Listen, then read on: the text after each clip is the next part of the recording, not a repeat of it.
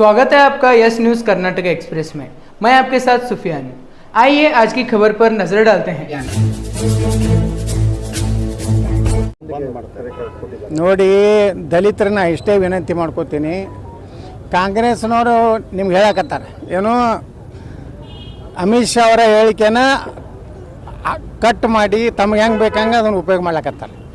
ಹಾಗಾದರೆ ಕಾಂಗ್ರೆಸ್ನ ನಾನು ಕೇಳಕ್ಕೆ ಬಯಸ್ತಾ ಇದ್ದೀನಿ, ಬಾಬಾ ಸಾಹೇಬ್ ಅಂಬೇಡ್ಕರ್ ಅವರಿಗೆ ಬಾಂದ್ರಾದಲ್ಲಿ ದಾದರ್ದಲ್ಲಿ 2 ಸಲ ಸೋಲಿಸಿದವರು ಯಾರು? ಬಾಬಾ ಸಾಹೇಬ್ ಅಂಬೇಡ್ಕರ್ ಅವರು ಕೆಲವೊಂದು ಕಾನೂನುಗಳನ್ನು ತಿದ್ದುಪಡಿ ಮಾಡಬೇಕಂದಾಗ ಸಹಕಾರ ಕೊಡದೆ ಜವಾಹರ್ಲಾಲ್ ನೆಹರು ಎಷ್ಟು ಉದ್ದಟದಿಂದ ಮಾತಾಡ್ಯಾರಂದರೆ, ಬಾಬಾ ಸಾಹೇಬ್ ಅಂಬೇಡ್ಕರ್ ಅವರು ರಾಜೀನಾಮೆ ಕೊಟ್ಟರೆ ನಮಗೇನೂ ಆಗೋದಿಲ್ಲ ಅನ್ನುವಂಥ ದುರಂಕಾರದಿಂದ ಮಾತಾಡಿದಂಥವ್ರು ಯಾರು? ಜವಾಹರ್ಲಾಲ್ ನೆಹರು. ಬಾಬಾ ಸಾಹೇಬ್ ಅಂಬೇಡ್ಕರ್ ಅವರ ದೆಹಲಿಯಲ್ಲಿ ಅವರು ನಿಧನರಾದಾಗ ಅವರಿಗೆ ಒಂದು 10x10 ಜಾಗ ಕೊಡಲಾರ್ದವ್ರು ಯಾರು?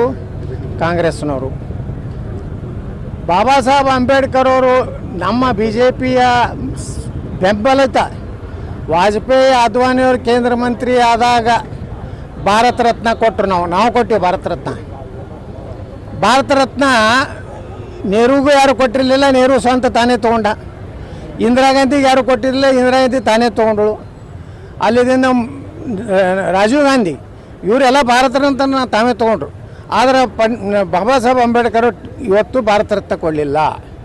ಮತ್ತು ಪಂಚತೀರ್ಥ ಅಂತೇಳಿ ನಮ್ಮ ಪ್ರಧಾನಮಂತ್ರಿ ನರೇಂದ್ರ ಮೋದಿಯವರು ಎಲ್ಲಿ ಇಂಗ್ಲೆಂಡ್ನಲ್ಲಿ ಕಲಿತಂಥ ಅವರ ರೂಮ್ ಇರ್ಬೋದು, ಅದೇ ರೀತಿ ಏನು ದೆಹಲಿಯಲ್ಲಿ ಅವ್ರ ಪ್ರಾಣವನ್ನು ಬಿಟ್ಟಂಥ ಆ ಮನೆ ಇರ್ಬೋದು, ಅದೇ ರೀತಿ ಮುಂಬೈದಲ್ಲಿ ಏನವ್ರ ಅಂತ್ಯಕ್ರಿಯೆ ಆಯ್ತಲ್ಲ, ಯಾವ ಬಾಬಾ ಸಾಹೇಬ್ ಅಂಬೇಡ್ಕರ್ ಅವರಿಗೆ ದಿಲ್ಲಿದಿಂದ ಮುಂಬೈಗೆ ಆ ಪಾರ್ಥಿವ ಶರೀರ ತರಲಿಕ್ಕೆ ಸಹ ವಿಮಾನದ ವ್ಯವಸ್ಥೆನೂ ಮಾಡಲಿಲ್ಲ.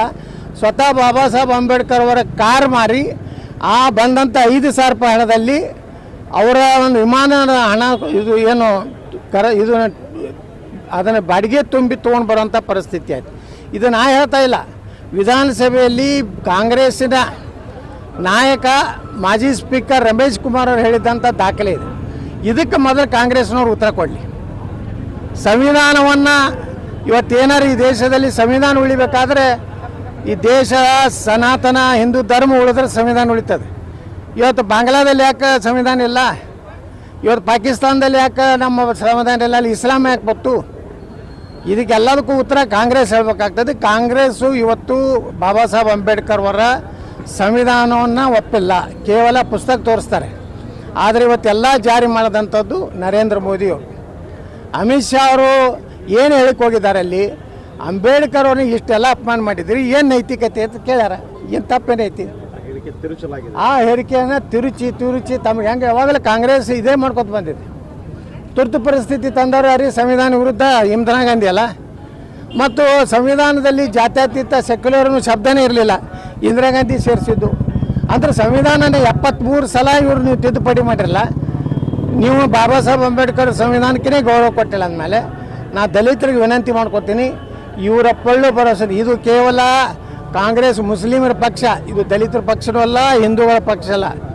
ದಲಿತರು ಹಿಂದೂಗಳು ಸುರಕ್ಷಿತ ಆಗಿರ್ಬೇಕಾದ್ರೆ, ಬಾಬಾ ಸಾಹೇಬರ ಸಂವಿಧಾನ ಸುರಕ್ಷಿತ ಆಗಿರ್ಬೇಕಂದ್ರೆ ಕಾಂಗ್ರೆಸ್ ದೇಶದಿಂದ ಸರ್ವನಾಶ ಆಗಬೇಕು.